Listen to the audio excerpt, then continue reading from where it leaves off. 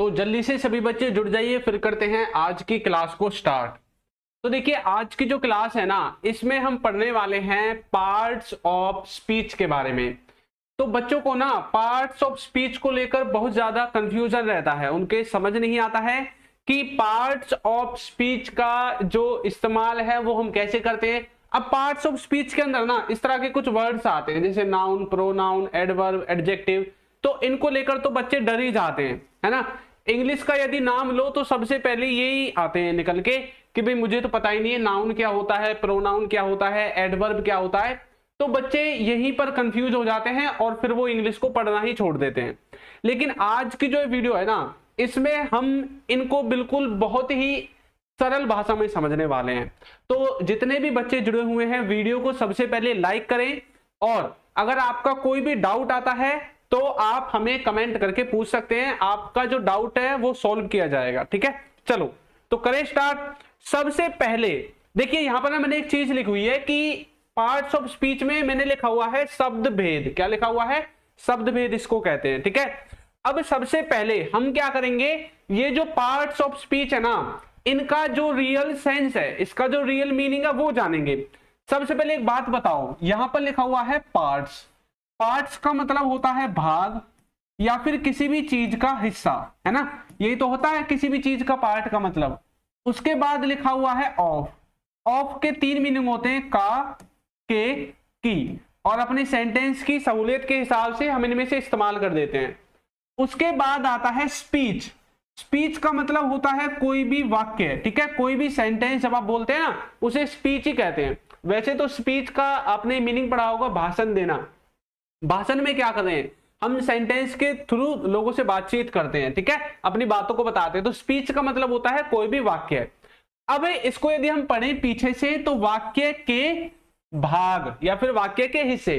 तो जो भी हम सेंटेंस बोलते हैं, ठीक है, तो उस सेंटेंस को बनाने के लिए हमने अलग अलग वर्ड्स का इस्तेमाल किया है। जैसे कि देखो, जैसे मैंने बोला राहुल इज गोइंग, ठीक है, राहुल इज गोइंग देयर, मैंने बोल दिया। ध्यान से समझना, बहुत अच्छा कॉन्सेप्ट है। ठीक है, राहुल इज गोइंग देयर, इसकी हिंदी है कि राहुल वहां जा रहा है। राहुल वहां जा रहा है, ठीक है। अब यहां पर देखो हमें इस सेंटेंस को बनाने के लिए कितने वर्ड्स की जरूरत पड़ी है। सबसे पहले हमने राहुल लिया, फिर वहां, फिर जा, फिर रहा, फिर है, यानी कि 1 2 3 4 और 5 टोटल वर्ड्स हमने लिए हैं। ठीक है, इधर देखो, एक राहुल, दूसरा इज, तीसरा गोइंग, और उसके बाद हमारा 4th नंबर पे आ जाएगा देयर। ठीक है, तो अब इन वर्ड्स का कुछ ना कुछ मीनिंग होगा। जब हमने इसको इस्तेमाल किया है तो कुछ ना कुछ इनका यहाँ पर मीनिंग होगा, इनकी कुछ ना कुछ इंपॉर्टेंस होगी। यहाँ पर भी हमने सेंटेंस में इसको इस्तेमाल कर दिया। ऐसे थोड़ी कहीं से भी कुछ भी उठा करके सेंटेंस को बना दिया और उसने सेम टू सेम ये सेंस दे दिया, नहीं। हर एक वर्ड का अपना एक मीनिंग है। हर एक वर्ड अपने आप में एक मतलब एक मीनिंग रखता है कि भाई मैं इस्तेमाल किया गया हूं तो मेरा मीनिंग ये रहेगा, मैं ये काम करूंगा सेंटेंस में। तो इंग्लिश ग्रामर में क्या किया गया है कि हर एक वर्ड को उसके काम करने के हिसाब से एक नाम दिया गया है। क्या दिया गया है? एक नाम दिया गया है। हर एक वर्ड को उसके काम करने के हिसाब से एक नाम दिया गया है, और उसी नाम को हम इंग्लिश ग्रामर में पार्ट्स ऑफ स्पीच टॉपिक के अंदर पढ़ते हैं। अब जैसे कि ये जो राहुल है ये नाम है, तो इसको हम बुला देंगे नाउन। क्या बोल देंगे? नाउन। ये जो इज है इसको हम बोल देंगे हेल्पिंग वर्ब। ये जो गोइंग है इसको बोल देंगे वर्ब। ठीक है, तो इसी तरह से सेंटेंस में कितने भी वर्ड्स क्यों ना हो, हर एक वर्ड का उसके काम के हिसाब से नाम रखा गया है, और वो ही हम पार्ट्स ऑफ स्पीच के अंदर पढ़ते हैं। ठीक है, पार्ट्स ऑफ स्पीच, इस पूरी स्पीच के ये जो छोटे छोटे पार्ट हैं इनका अपना एक मीनिंग है। ठीक है, तो यही होता है पार्ट्स ऑफ स्पीच, इसका बेसिक मीनिंग यही है। ठीक, चलो आगे बढ़ते हैं। अब ये जो पार्ट्स ऑफ स्पीच है ना, इनके काम करने के हिसाब से इनको 8 भागों में बांटा गया। ठीक है, ये टोटल 8 प्रकार के होते हैं जो हमारे पार्ट्स ऑफ स्पीच होते हैं, जिसमें से नाउन, प्रोनाउन, एडजेक्टिव और एडवर्ब होते हैं, और एक तरफ एडवर्ब, प्रीपोजिशन, कंजक्शन और इंटरजेक्शन होते हैं। अभी भी आपको लग सकता है कि भाई देखने में पता नहीं क्या है, ये कोई बम का गोला है क्या जो मतलब हम पे गिर ही नहीं रहा है। ऐसा कुछ नहीं है, कोई पहाड़ नहीं है। आज देखना आप वीडियो के लास्ट तक जाते जाते आपको ऐसा लगेगा बस यही था क्या, इसी से हम डरते थे आज तक। ठीक है, तो आप इनको बिल्कुल समझ जाओगे। तो नाउन को हिंदी में कहते हैं संज्ञा, प्रोनाउन को सर्वनाम, एडजेक्टिव को विशेषण और वर्ब को कहते हैं क्रिया। इसी तरह से इनके भी हिंदी नाम है, बड़े बड़े आप देख लेना खुद ही। ठीक है, चलो तो सबसे पहले हम किससे स्टार्ट करेंगे? नाउन से स्टार्ट करेंगे। किससे स्टार्ट करेंगे?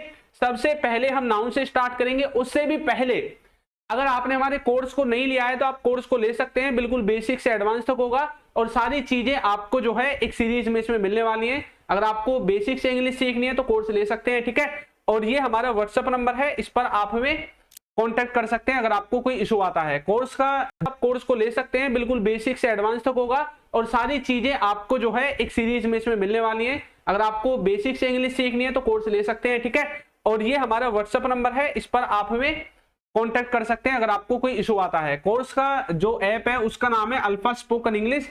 ये रहा इसका लोगो, आप डायरेक्ट प्ले स्टोर से जाकर इसको डाउनलोड कर सकते हैं या फिर इस नंबर पर मैसेज करके भी आप हमसे लिंक ले सकते हैं। ठीक है, चलो तो सबसे पहले स्टार्ट करेंगे नाउन से। किससे स्टार्ट करेंगे? नाउन से। मैथ्स का ट्यूशन लगवाना पैसे की बर्बादी है। देखो फिर इस नंबर पर मैसेज करके भी आप हमसे लिंक ले सकते हैं। ठीक है, चलो तो सबसे पहले स्टार्ट करेंगे नाउन से। किससे स्टार्ट करेंगे? नाउन से। नाउन का हिंदी में मीनिंग होता है संज्ञा। अच्छा एक बात देखो, यहां पर मैंने लिख दिया नाउन, ठीक है, और इधर मैंने लिख दिया नेम, है ना।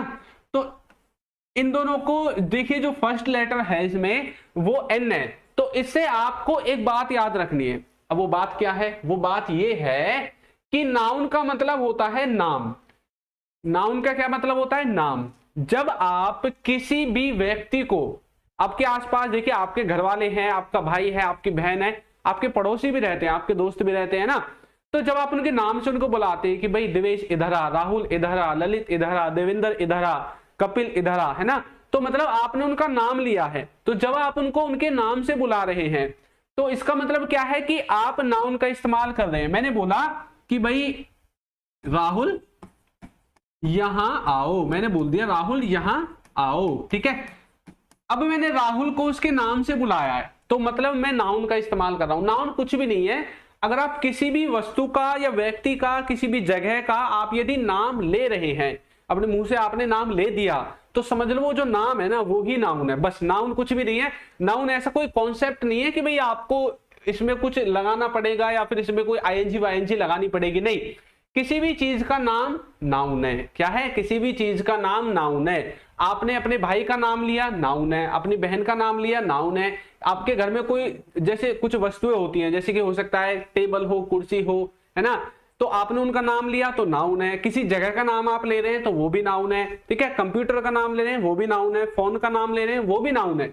हर एक चीज जिसका आप नाम लेते हैं वो नाउन है, ठीक है। तो उसको हम किसके अंदर पढ़ते हैं? उसको हम नाउन के अंदर पढ़ते हैं। तो इस तरह से आप नाउन को समझ सकते हैं। तो किसी का भी नाम, किसी का भी नाम, ठीक है, किसी का भी नाम यदि आप ले रहे हैं तो वो जो आप नाम लोगे ना तो वो ही आपका नाउन होगा। अब देखो यहां पर देखिए, जैसे कि एग्जांपल के रूप में आप यदि किसी व्यक्ति के रूप में किसी का नाम ले रहे हैं, जैसे कि कोई शिक्षक हो सकता है, टीचर बोलते हैं।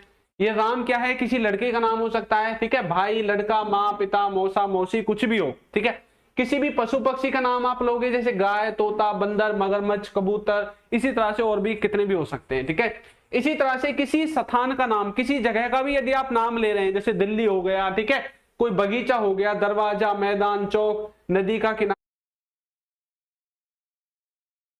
कुर्सी, टेबल, अलमारी, चम्मच, हम क्या कर रहे हैं? हर एक वस्तु का अपना एक नाम है। तो उस नाम के द्वारा उस वस्तु के बारे में किसी से पूछ रहे हैं या उस नाम के द्वारा उस वस्तु को बता रहे हैं, ठीक है। तो नाम लेना नाउन के बराबर होता है। तो जिन्हें हम छू सकते हैं, देख सकते हैं, महसूस कर सकते हैं, किसके अंदर आएंगी? नाउन के अंदर आएंगी, ठीक है। अब देखो, अब जब हम प्रोनाउन को पढ़ेंगे ना तो प्रोनाउन आपको अच्छे से समझ में आएगा, ठीक है। प्रोनाउन के साथ साथ आपको नाउन भी इसमें क्लियर हो जाएगा। देखो यहां पर लिखा हुआ है प्रोनाउन। क्या लिखा हुआ है? प्रोनाउन, ठीक है। तो मैंने इन दोनों को अलग कर दिया, प्रोनाउन। अच्छा, आपने फोन तो खरीदे ही होंगे ना, कोई भी फोन हो, जैसे कि आपने ओप्पो का खरीदा हो, रेडमी का खरीदा हो, शाओमी का खरीदा हो, वन प्लस का खरीदा हो, है ना, तो उनमें वर्जन आते हैं जैसे कि प्रो, है ना, Redmi notebook pro, pro max, इस तरह से आते हैं। तो ये प्रो क्या है? ये प्रो कुछ भी नहीं है, हमने क्या किया है, इस नाउन को ये लगा लो फोन की तरह मॉडिफाई कर दिया, नाउन को क्या कर दिया, थोड़ा मॉडिफाई कर दिया हमने, ठीक है।